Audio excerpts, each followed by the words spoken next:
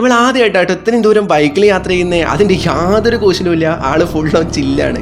വീട്ടിൽ നിന്ന് ഇറങ്ങി 5.5 മണിക്കൂറും കഴിഞ്ഞ് വിജനമായ കുമിളി ഹൈവേയും പാസ് ചെയ്ത് ഞങ്ങൾ ഫൈനലി തേനിയിലെത്തി.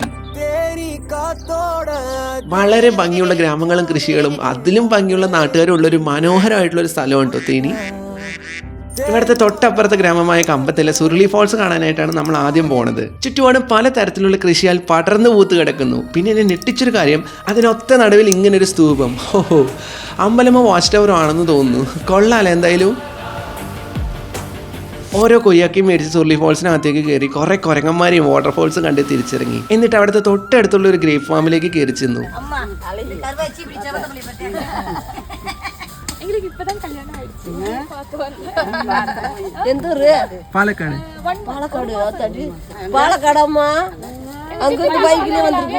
എന്ത് സ്നേഹമുള്ള ആൾക്കാരാ, പച്ചയായ മനുഷ്യരല്ലേ.